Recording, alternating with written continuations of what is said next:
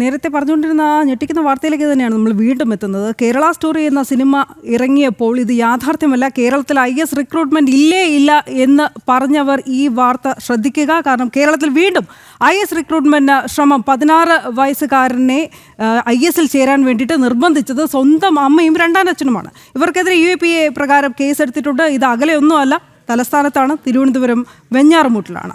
പ്രജിത്ത് മോഹനൻ തുടരുകയാണ്. പ്രജിത്ത്, കൂടുതലായിട്ട് നമുക്ക് അറിയാൻ കഴിയുന്നത് എന്തൊക്കെ?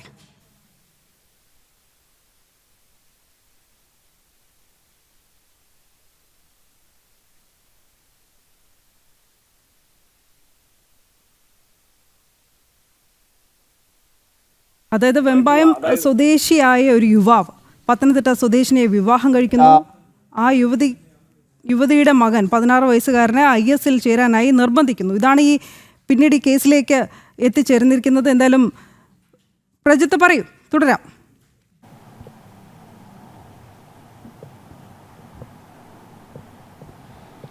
അനു, ഈ വിഷയവുമായി ബന്ധപ്പെട്ട് നേരത്തെ തന്നെ ഇത് സംബന്ധിച്ചൊരു പരിശോധന നടത്തിയിരുന്നു. കാരണം ആദ്യഘട്ടത്തിൽ ഇങ്ങനെയൊരു വിഷയം വരുന്ന സമയത്ത് വലിയ പ്രാധാന്യം അതിന് ലഭിച്ചിരുന്നില്ല. കാരണം ഒരു കേസ് ഉണ്ടാകുന്നു എന്ന രീതിയിലാണ് നമ്മൾ ആദ്യം ഇതിനെ അറിയുന്നത്. അതായത് IS ബന്ധപ്പെട്ട് അല്ലെങ്കിൽ ചില തീവ്ര നിലപാടുള്ള ആളുകളൊക്കെ അറസ്റ്റിലാകുന്ന സാഹചര്യമുണ്ട്. അതിൽ ചില പരിശോധനകളൊക്കെ നടക്കുന്നു എന്നുള്ളതാണ് ആദ്യം മനസ്സിലാക്കുന്നത്. പിന്നീടാണ് ഇത് IS ചേരാൻ സ്വന്തം മകനെ അടക്കം അല്ലെങ്കിൽ ഒരു 16 വയസ്സുള്ള കുട്ടിയെ പ്രേരിപ്പിച്ചതാണ് എന്നതടക്കമുള്ള വിവരങ്ങൾ പുറത്തു വരുന്നത്. പിന്നീട് ഇവർ കേരളത്തിലുള്ളവരല്ല, കേരളത്തിന് പുറത്തുനിന്ന് വന്നവരാണ് എന്ന രീതിയിലേക്കുള്ള ചില വിവരങ്ങളുമൊക്കെ പുറത്തു വന്നിരുന്നു. പിന്നീടാണ് ഇപ്പോഴിതൊരു സ്ഥിരീകരിച്ച എന്താണ് യഥാർത്ഥ സംഭവം എന്ന രീതിയിൽ വാർത്തകൾ പുറത്തു വരുന്നത്.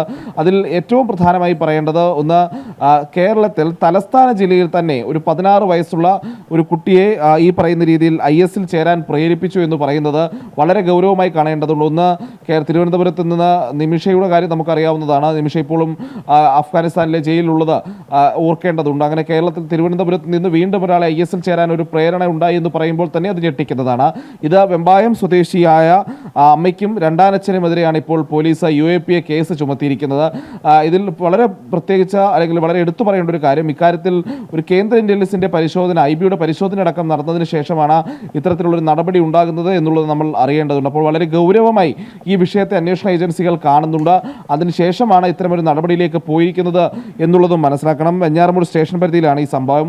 ഇതിൽ വെമ്പായം സ്വദേശിയായ യുവാവ് പത്തനംതിട്ട സ്വദേശിയായ ഒരു യുവതിയാണ്. അവർ ഇവരെ വിവാഹം കഴിച്ചതിന് ശേഷം മതപരിവർത്തനം നടത്തിയിരുന്നു. വീണ്ടും ഈ മതപരിവർത്തനത്തിന്റെ ഭാഗമായിട്ടുള്ള തീവ്രവാദ പ്രവർത്തനങ്ങളിൽ ബന്ധപ്പെടാനുള്ള സാഹചര്യങ്ങളുമൊക്കെ നമ്മൾ ഇവിടെ കാണുകയാണ്. വീണ്ടും അന്ന് കേരളത്തിൽ നിന്ന് IS ചേരാൻ പോയവരെ പോലെയുള്ള ഒരു സമാനമായ സാഹചര്യം വീണ്ടും സൃഷ്ടിക്കപ്പെടുന്നുണ്ടോ കേരളത്തിൽ എന്നുള്ളത് കൂടി നമ്മൾ കാണേണ്ടതുണ്ട്. കാരണം അടുത്ത കാലത്ത് കേരളത്തിൽ ഇത്തരം സംഘടനകൾ, പ്രത്യേകിച്ച് ഈ തീവ്ര മുസ്ലിം നിലപാടുള്ള സംഘടനകളുടെ കുറച്ചുകൂടി ആക്റ്റീവ് ആകുന്നു അവർ എന്ന രീതിയിലുള്ള വിലയിരുത്തലുകൾ സംസ്ഥാന ഇന്റലിജൻസ് അടക്കം നടത്തിയിട്ടുണ്ട്. അപ്പോൾ അങ്ങനെ വീണ്ടും ആക്റ്റീവ് ആകുന്ന ഇത്തരം സംഘടനകൾ കേരളത്തിൽ വീണ്ടും ആക്റ്റീവ് ആകുന്ന ഒരു സാഹചര്യത്തിൽ കൂടിയാണ് ഇത്തരം ഒരു വാർത്ത പുറത്തു വരുന്നത് എന്നുള്ളതും പറയണം. പോലീസ് നൽകുന്ന വിവരം എന്ന് പറയുന്നത് ഈ യുവതിയുടെ ആദ്യ വിവാഹത്തിലെ മകൻ. പ്രജിത്ത്, ഈ അൽഫല മൊഡ്യൂളിൽ കേരളത്തിലേക്ക് കൂടി അന്വേഷണം വ്യാപിപ്പിച്ച ഒരു ഘട്ടം കൂടിയുണ്ടല്ലോ.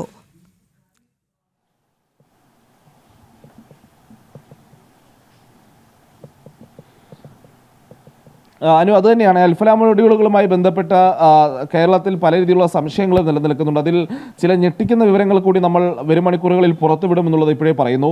അതിൽ കേരളത്തിൽ എങ്ങനെയാണ് ഈ അൽഫല ചാരിറ്റബിൾ ട്രസ്റ്റുകൾ എന്നൊക്കെ പേരിൽ പ്രവർത്തിക്കുന്ന പല സ്ഥാപനങ്ങളും ഇത്തരത്തിൽ മതപരിവർത്തനം അടക്കമുള്ള കാര്യങ്ങളിൽ വലിയ പങ്ക് വഹിക്കുന്നത് എന്നതടക്കമുള്ളതിൽ വിശദ വിവരങ്ങൾ പുറത്തു വരും. എന്തായാലും ഇക്കാര്യത്തിൽ ഈ IS ചേരാൻ പ്രേരിപ്പിച്ചതുമായി ബന്ധപ്പെട്ട വിശദങ്ങളിലേക്ക് വരാം.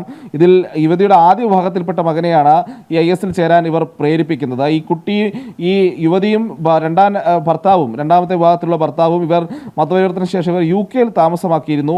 അവിടെ ഈ കുട്ടി എത്തിയപ്പോഴാണ് ഈ രീതിയിലുള്ളൊരു മതപരിവർത്തനവും അല്ലെങ്കിൽ ഈ പറയുന്ന തീവ്ര ആശയങ്ങളുമായി ബന്ധപ്പെട്ട IS അടക്കമുള്ള സംഘടനകളുടെ പ്രവർത്തന രീതിയിലേക്ക് ആകർഷിക്കുന്ന രീതിയിലുള്ള വീഡിയോകൾ പുറത്ത് കാണിക്കുകയും അത് സംബന്ധിച്ച ദൃശ്യങ്ങളൊക്കെ കാണിക്കുകയും ഒക്കെ ചെയ്യുന്നതും കുട്ടിയെ അതിലേക്ക് ചേരാൻ ISന്റെ പാത പിന്തുടരാനുള്ള പ്രേരണ നൽകുകയും ചെയ്യുന്നത്. പിന്നീട് ഈ കുട്ടി ദമ്പതികൾ നടപടികൾ കേരളത്തിലേക്ക് എത്തുമ്പോൾ ഇവിടെ ആറ്റിങ്ങലുള്ളൊരു മതപഠനശാലയിൽ കുട്ടിയെ എത്തിക്കുകയും ചെയ്യുന്നുണ്ട്. അവിടെ മതപഠനം നടത്താനുള്ള നിർദ്ദേശവും നൽകുന്നുണ്ട്. അങ്ങനെ ഈ മതപഠനത്തിനിടയിൽ നിൽക്കുമ്പോഴാണ് കുട്ടിയിൽ ചില അസ്വാഭാവികതകൾ അത് ശ്രദ്ധിക്കപ്പെടുകയും ആ അസ്വാഭാവികതകളെ കുറിച്ച് ഈ സ്ത്രീയുടെ ഈ അമ്മയുടെ ബന്ധുക്കളെ വിവരം അറിയിക്കുന്ന സാഹചര്യം ഉണ്ടാകുന്നതും പിന്നീട് അമ്മയുടെ ബന്ധുക്കളാണ് പോലീസിൽ ഇക്കാര്യം അറിയിക്കുന്നതും ഇങ്ങനെയൊരു സംഭവം ഉള്ളതായി കൃത്യമായി പോലീസിനെ ഇൻഫർമേഷൻ നൽകുന്നതും അതിനുശേഷമാണ് പോലീസ് ഈ നടപടി ആരംഭിക്കുന്നതും ഇവർക്കെതിരെ UAP ചുമത്തുന്ന അടക്കമുള്ള നടപടികളിലേക്ക് കടക്കുന്നതും. അനു, ഇതൊരു ഒറ്റപ്പെട്ട സംഭവമെന്ന് മാത്രം തള്ളിക്കളയാൻ കഴിയുമോ പ്രജിത്ത്? ഇതിനു മുമ്പ് കേരളം സാക്ഷിയായിട്ടുള്ളതാണ്, ചർച്ച നിരവധി തവണ ഉണ്ടായിട്ടുള്ളതാണ്. 2 വർഷം മുമ്പ് ഇതുമായി ബന്ധപ്പെട്ട ഒരു സിനിമ ഇറങ്ങിയപ്പോൾ ഉണ്ടായ രാഷ്ട്രീയ കോലാഹലങ്ങളൊന്നും കേരള ജനത ഇപ്പോഴും മറന്നിട്ടുണ്ടാവില്ല.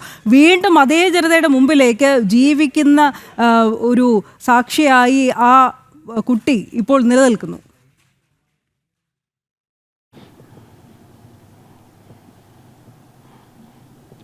അതങ്ങനെ തന്നെയാണ്. കാരണം ഒന്ന്, കുട്ടിയുടെ അമ്മ മതപരിവർത്തനം നടത്തപ്പെട്ടതിന് ശേഷമാണ് ഈ രീതിയിൽ ആ കുട്ടിയെ കൂടി, അതായത് ഒരു തീവ്ര നിലപാടുള്ള ആൾ ആ കുട്ടിയുടെ അമ്മയെ വിവാഹം കഴിച്ചു എന്നുള്ള കാര്യത്തിൽ വ്യക്തമാണ്. അപ്പോൾ അയാളുടെ നേതൃത്വത്തിലാണ് ഇത്തരമൊരു തീവ്രവാദ സംഘടനയിലേക്ക്, IS സംഘടനയിലേക്ക് ചേരാൻ 16 വയസ്സ് മാത്രം പ്രായമുള്ള കുട്ടിയെ നിർബന്ധിക്കുന്നത് എന്ന് പറയുമ്പോൾ സ്വാഭാവികമായും അയാളടക്കമുള്ള ഈ പറയുന്ന അയാളുടെ നേതൃത്വത്തിൽ അല്ലെങ്കിൽ അയാളോടുമായി ബന്ധമുള്ള നിരവധി ആളുകൾ ഈ രീതിയിൽ IS പ്രവർത്തനങ്ങളിൽ സജീവമായിരിക്കുമെന്നുള്ള കാര്യത്തിൽ തർക്കമില്ല. ഒരു റിക്രൂട്ടിംഗ് ഏജന്റിനെ പോലെയാണ് ഈ കുട്ടിയുടെ രണ്ടാനച്ഛൻ പ്രവർത്തിച്ചതെന്ന് വേണമെങ്കിൽ നമുക്ക് പറയാം.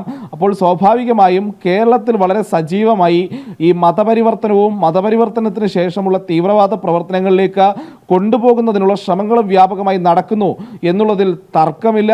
അത് കേരള സ്റ്റോറിയൊക്കെ എത്ര ഇവർ തള്ളി പറയാൻ ശ്രമിച്ചാലും അത്തരം സത്യങ്ങൾ അത് വീണ്ടും സമൂഹത്തിൽ നിന്ന് ഈ രീതിയിലുള്ള ഉദാഹരണങ്ങൾ ഇങ്ങനെ ഉയർന്നു വന്നുകൊണ്ടേയിരിക്കുന്നു എന്നുള്ളതാണ് നമ്മൾ മനസ്സിലാക്കേണ്ടത്. കേരളം പോലെയുള്ള സംസ്ഥാനങ്ങളിൽ തീവ്രവാദ സംഘടനകൾക്ക് അല്ലെങ്കിൽ ആ ആശയങ്ങൾ പ്രചരിപ്പിക്കുന്നവർക്ക് എത്രത്തോളം പിന്തുണ ലഭിക്കുന്നു എന്നുള്ളത് നമ്മൾ കാണേണ്ടിയിരിക്കുന്നു. നേരത്തെ കേന്ദ്ര ഏജൻസികളുടെ ഒരു പരിശോധന, പ്രത്യേകിച്ച് തീവ്രവാദികളുടെ ഡൽഹി സ്ഫോടനത്തിന് പിന്നിൽ പ്രവർത്തിച്ച തീവ്രവാദികളുടെ നേഴ്സറി എന്ന് വിളിക്കപ്പെടുന്ന ഫരീദാബാദിലെ അൽഫല യൂണിവേഴ്സിറ്റിയുമായി ബന്ധപ്പെട്ട് അവരുടെ ഉടമസ്ഥാവകാശമുള്ള അല്ലെങ്കിൽ ആ യൂണിവേഴ്സിറ്റിയുടെ ഉടമസ്ഥരായിട്ടുള്ള അൽഫല ചാരിറ്റബിൾ ട്രസ്റ്റ്, ഇതിന് സമാനമായ നിരവധി അൽഫല ട്രസ്റ്റുകൾ, ഒന്ന് ഫരീദാബാദിലെ ട്രസ്റ്റുകൾക്ക് സമാനമായ പ്രവർത്തന രീതി, അവരുടെ സമാനമായ രീതിയിലുള്ള ഏതാണ്ട് ആശയപ്രചരണമൊക്കെ നടത്തുന്ന അൽഫല ട്രസ്റ്റുകൾ കേരളത്തിലും ദക്ഷിണേന്ത്യൻ സംസ്ഥാനങ്ങളിലും വ്യാപകമായി ഉണ്ടെന്നുള്ളത് കേന്ദ്ര അന്വേഷണ ഏജൻസികൾ കണ്ടെത്തിയിരുന്നു.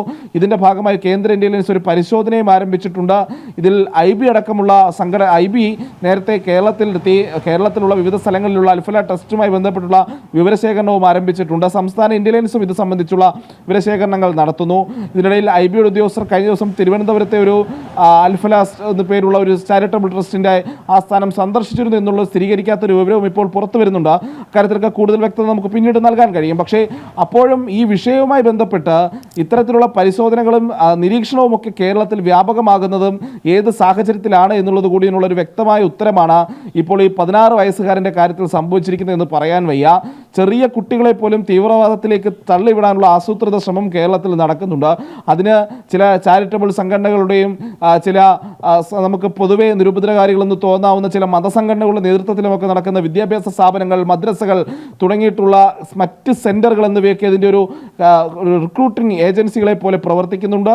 അത്തരം കാര്യങ്ങളിൽ കൂടുതൽ വ്യക്തത വരുത്തുകയാണ് ഈ 16 വയസ്സുകാരൻ്റെ കാര്യം. ഇപ്പോൾ വിദേശത്ത് പോയി അവിടെ വെച്ച് ഈ പറയുന്ന രീതിയിൽ ഒരു പ്രേരണ ലഭിച്ചതുകൊണ്ട് മാത്രമല്ല, ഈ കുട്ടിയെ അവിടെ കൊണ്ടുപോകുന്ന സമയത്താണ് കുട്ടിക്ക് ഈ രീതിയിലുള്ള പ്രേരണ അവർ നൽകുന്നത് എന്നുള്ളതാണ്. അങ്ങനെ കേരളത്തിലടക്കം വലിയ രീതിയിൽ സജീവമായി തീവ്രവാദ സംഘടനകളുടെ പ്രവർത്തനമുണ്ട് എന്നുള്ള യാഥാർത്ഥ്യത്തെ കൂടി വീണ്ടും തുറന്നു കാട്ടുകയാണ് ഈ പറയുന്ന ഇൻസിഡന്റ്. എന്തായാലും കേരള സ്റ്റോറി എന്ന് പറയുന്നത് ഒരു കെട്ടുകഥയല്ല എന്നുള്ള കാര്യം വീണ്ടും അത് പൊതുസമൂഹത്തിൽ ആവർത്തിച്ച് പറയേണ്ടതിന്റെ ആവശ്യകത കൂടി ഇപ്പോൾ തെളിയുകയാണ്. വ്യാജ ടെലിഫോൺ എക്സ്ചേഞ്ചുമായി ബന്ധപ്പെട്ട് കുറച്ച് നാളുകൾക്ക് മുമ്പ്, വർഷങ്ങൾക്ക് മുമ്പ്, അധികമായിട്ടില്ല എങ്കിൽ കൂടിയും 4 യുവാക്കളെ കർണാടകയിൽ നിന്നും കശ്മീരിൽ നിന്നും പിടികൂടിയിരുന്നു സുരക്ഷാ സേനകൾ. ഈ രഹസ്യാന്വേഷണ ഏജൻസികൾ പിന്നീട് അവരിലേക്ക് കൂടുതൽ അന്വേഷണം നടത്തിയപ്പോൾ ഇവർ ഭീകരരാണെന്ന് തെളിഞ്ഞു. അതല്ല ഏറ്റവും രസം, ഈ 4 പേരും കേരളത്തിൽ നിരന്തരം യാത്ര ചെയ്തിരുന്നു എന്ന ഞെട്ടിക്കുന്ന വെളിപ്പെടുത്തൽ അവർ തന്നെ നടത്തിയതായാണെന്ന് ഈ അന്വേഷണ ഏജൻസികൾ പറഞ്ഞിരുന്നത്. അതായത് ഈ കേരളത്തിൽ വേരുറപ്പിച്ചു കഴിഞ്ഞു. അന്നും ഇവർ ശ്രമിച്ചത് എന്താണ്? IS റിക്രൂട്ട്മെന്റിനാണ്.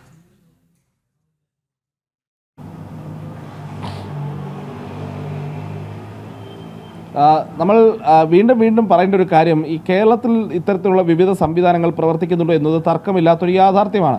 കാരണം പ്രണയം നടിച്ച് ലവ് ജിഹാദിൽ പെടുന്ന പെൺകുട്ടികളെ മതപരിവർത്തനം നടത്താൻ വേണ്ടി മാത്രം ചില സെൻ്ററുകൾ കേരളത്തിൽ തുറന്നു വെച്ചിരുന്നു എന്നുള്ളതൊരു യാഥാർത്ഥ്യമാണ്. അതിന് സംബന്ധിച്ചിട്ടുള്ള നിരവധി വാർത്തകൾ നമ്മൾ നൽകുകയും ചെയ്തിട്ടുണ്ട്. അത് ഇപ്പോൾ നിമിഷയുടെ കാര്യത്തിലാണെങ്കിലും ഒക്കെ ആ സെൻ്ററുകളെക്കുറിച്ചുള്ള വാർത്തകൾ ഒരുപാട് പുറത്തു വന്നതാണ്. അപ്പോൾ സമാനമായ സെൻ്ററുകൾ സർക്കാരിൻ്റെ ആശീർവാദത്തോടെ തന്നെ കേരളത്തിൽ നിരവധി പ്രവർത്തിക്കുന്നുണ്ട്. അവിടങ്ങളിലൊക്കെ ഈ രീതിയിലുള്ള മതപരിവർത്തന ശ്രമങ്ങളും മതപരിവർത്തനങ്ങളും ഒക്കെ നിരന്തരമായി നടന്നുകൊണ്ടിരിക്കുന്നു. ഹൈന്ദവ സംഘടനകളടക്കം പലവട്ടം ചൂണ്ടിക്കാട്ടുമ്പോഴും പലവട്ടം ഇത് സംബന്ധിച്ച വാർത്തകൾ പുറത്തു വരുമ്പോഴും ഇവർക്ക് പിന്തുണയാക്കുന്നത് സംസ്ഥാന സർക്കാരിൻ്റെ ഒരു നിരുത്തരവാദപരമായ സമീപനമാണ്. ഇപ്പോൾ സംസ്ഥാനത്തെ ഇന്റലിജൻസ് ഏജൻസികളൊക്കെ ഇത് സംബന്ധിച്ച പല നിരീക്ഷണങ്ങളും നടത്തി സർക്കാരിന് റിപ്പോർട്ട് സമർപ്പിക്കുന്ന സാഹചര്യമുണ്ട്. പക്ഷേ സർക്കാർ അനങ്ങാപ്പാറ നയം സ്വീകരിക്കുന്നത് കൊണ്ട് തന്നെ ഇത്തരം ഏജൻസികൾക്കെതിരെ, ഇത്തരം സംവിധാനങ്ങൾക്കെതിരെ കൃത്യമായ നടപടി സ്വീകരിക്കാൻ സംസ്ഥാന പോലീസിനാകാത്ത സാഹചര്യമുണ്ട് എന്നുള്ളതൊരു യാഥാർത്ഥ്യമാണ്. അതുകൊണ്ട് തന്നെ വളരെ സജീവമായി ഈ മതപരിവർത്തന റാക്കറ്റുകൾ കേരളത്തിലുണ്ട്. ആ മതപരിവർത്തന റാക്കറ്റുകളുടെ അവസാനം അത് ഭീകരവാദത്തിലേക്ക് തന്നെയാണ് നീങ്ങുന്നത് എന്നതുള്ളതിന് ആവർത്തിച്ച് പുറത്തു വരുന്ന തെളിവുകളുടെ കൂട്ടത്തിലേക്ക് ഒന്നുകൂടി എന്നുള്ളതാണ് ഈ വെമ്പായത്തെ 16 വയസ്സുകാരൻ്റെ സംഭവവുമായി ബന്ധപ്പെട്ട, അല്ലെങ്കിൽ 16 വയസ്സുകാരനുമായി ബന്ധപ്പെട്ട ഈ പുതിയ വെളിപ്പെടുത്തലും ഇപ്പോഴത്തെ UAPA ചുമത്തലും. അനു, പ്രജിത്ത് ചൂണ്ടിക്കാട്ടിയതുപോലെ തന്നെ ഇതൊരു ഒറ്റപ്പെട്ട ഒരു സംഭവമായിട്ട് തലക്കളയാനാവില്ല എന്നത് സാരം. ഇത് UK കൊണ്ടുപോയിട്ടാണ് ഇവരിങ്ങനെ ഈ മതപരിവർത്തനത്തിനും IS റിക്രൂട്ട്മെൻറ്റിനും ഒക്കെ ശ്രമിച്ചതെങ്കിലും ആ യുവതിയെ കേരളത്തിൽ വെച്ച് തന്നെ മതപരിവർത്തനം നടത്തുകയുണ്ടായിരുന്നു അല്ലേ പ്രജിത്ത്? അതിനുശേഷം ഈ കുട്ടിയെയാണ് അവർ UK എത്തിച്ച IS റിക്രൂട്ട്മെൻറ്റിലേക്ക് പ്രേരിപ്പിച്ചത്, IS ചേരാനായി പ്രേരിപ്പിച്ചത്, IS റിക്രൂട്ട്മെൻറ്റ് നടത്താനായി ശ്രമിച്ചത്. പക്ഷെ അത് പാളിപ്പോവുകയായിരുന്നു. ഈ കുട്ടി തിരികെ നാട്ടിലേക്ക് വന്നപ്പോഴാണ് ഇത് അമ്മയുടെ ബന്ധുക്കൾ തിരിച്ചറിഞ്ഞ് ഒടുവിൽ അത് പരാതിയാവുന്നതും കേസാവുന്നതും ഇപ്പോൾ UAPA അടക്കം ചുമത്തുന്നതിലേക്ക് കാര്യങ്ങൾ എത്തിച്ചെന്ന് നിൽക്കുന്നതും.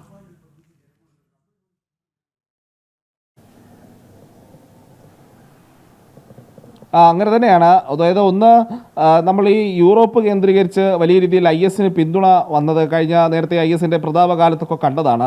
അന്ന് നമ്മുടെ ഇപ്പോൾ കേരളത്തിൽ നിന്ന് പോയ 20ഓളം പേർ, അതിനുശേഷം ഭാരതത്തിൻ്റെ അല്ലെങ്കിൽ ഈ യൂറോപ്പിൻ്റെ വിവിധ ഭാഗങ്ങളിൽ നിന്ന് വലിയ രീതിയിലുള്ളൊരു സംഖ്യ IS-ലേക്ക് ഒഴുകുന്ന സാഹചര്യം ഉണ്ടായിരുന്നു. കാരണം യൂറോപ്പിലടക്കം ഈ വലിയ രീതിയിൽ ഈ കുടിയേറ്റമുണ്ടാകുകയും ഇസ്ലാമിക കുടിയേറ്റമുണ്ടാകുകയും വിവിധ രാജ്യങ്ങളിൽ നിന്ന് കുടിയേറ്റമുണ്ടാകുകയും പിന്നീട് അത് ഒരു തീവ്രവാദ ശക്തികളായി മാറുന്നതുമൊക്കെ പലരും കണ്ടതാണ്. കുടിയേറ്റത്തിനൊപ്പം തീവ്രവാദവും വളരുന്ന കാഴ്ചയൊക്കെ യൂറോപ്പിൽ കണ്ടതാണ്. യൂറോപ്പിലെ ഇപ്പോൾ നടക്കുന്ന ഈ പുറത്തു നിന്നവർക്ക് നടക്കുന്ന ഇമിഗ്രേഷനൊക്കെ നടക്കുന്ന വലിയ രീതിയിലുള്ള ഈ പ്രക്ഷോഭങ്ങൾക്കൊക്കെ പിന്നിൽ ഒരു തരത്തിൽ പറഞ്ഞാൽ ഈ കുടിയേറ്റവും അതിനൊപ്പം തന്നെ വളരുന്ന ഇസ്ലാമിക തീവ്രവാദവും ഒക്കെയാണ് എന്ന് പറയേണ്ടിയിരിക്കുന്നു. അങ്ങനെ യൂറോപ്പ് കേന്ദ്രീകരിച്ച് വലിയ രീതിയിൽ ഇസ്ലാമിക തീവ്രവാദം വളർന്നു വരുന്നുണ്ട്. ആ തീവ്രവാദം വളർന്നു വരുന്നതിൻ്റെ ഒരു സാഹചര്യത്തിൽ കൂടിയാണ് ഇവിടെ നിന്ന് ഈ പറയുന്ന രീതിയിലുള്ള യുവാക്കൾ അവിടെ എത്തി അവിടെ ഇരുന്നു കൊണ്ട് കേരളമടക്കമുള്ള സ്ഥലങ്ങളിൽ കൃത്യമായി ഈ തീവ്രവാദ പ്രവർത്തനങ്ങൾ നടത്തുന്നതിനും ആളെ കൂട്ടുന്നതിനും തങ്ങളുടെ ആശയത്തിലേക്ക് ആളെ എത്തിക്കുന്നതിനുമൊക്കെ വളരെ സൗകര്യപ്രദമായ സാഹചര്യം ഇത്തരം രാജ്യങ്ങളിലുണ്ട് എന്നുള്ളത് കൂടി നമ്മൾ മനസ്സിലാക്കേണ്ടതുണ്ട്. ഇതിൻ്റെ ഒരു അപകടകരമായ വശം എന്നുള്ളത് കേരളത്തിൽ നിന്ന് UK പോലുള്ള സ്ഥലങ്ങളിലേക്ക് വലിയ രീതിയിലുള്ള കുടിയേറ്റം ഉണ്ടാകുന്നുണ്ട്. അതിൽ പല യുവാക്കളും ഈ രീതിയിൽ തീവ്രവാദത്തിൻ്റെ പിടിയിൽ ചെന്നപ്പെടാനുള്ള സാധ്യത കൂടുതലാണ് എന്ന് തെളിയിക്കുന്നത് കൂടിയാണ് ഇത്തരമൊരു സംഭവം. ഇപ്പോൾ